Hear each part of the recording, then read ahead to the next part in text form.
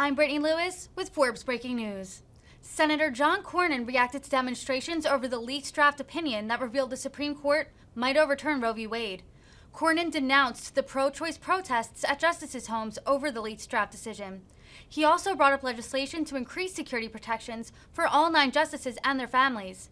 Here's more from the Texas Republican. Senator from Texas.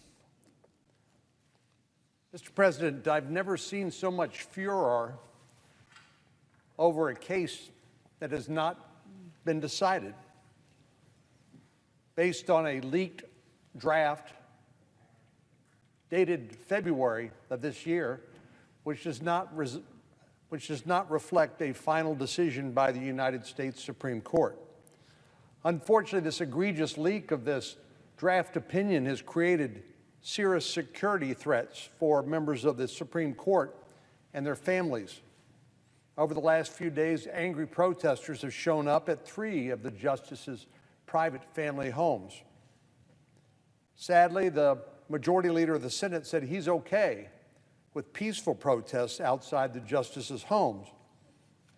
I disagree, and so does his second in command.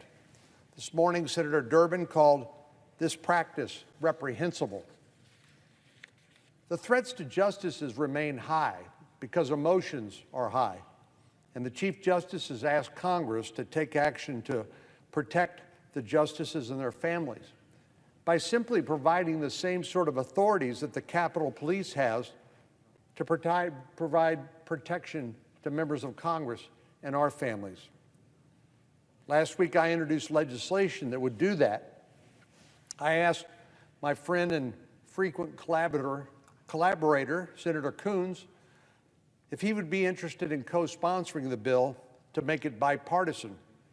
Initially, he raised some concerns with one of the provisions, but we worked in good faith to address his concerns and introduced a new version of the bill that could gain broad bipartisan support.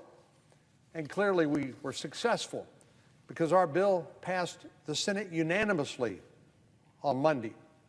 And now it's time for our colleagues in the House to follow suit.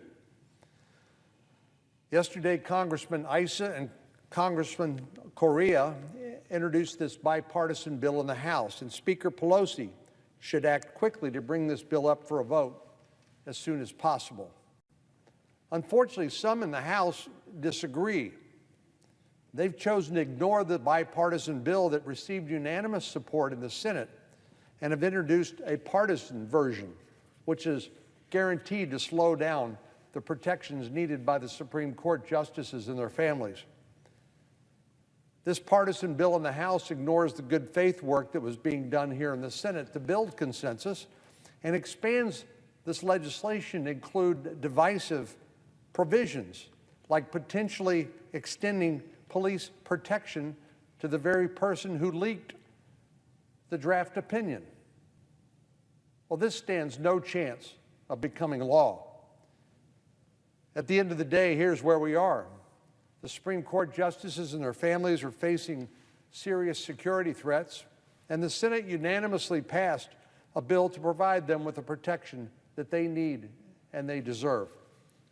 I can't think of any good reason why House Democrats would delay a vote on this bipartisan bill, or worse, allow the safety of the justices' families to become a political football.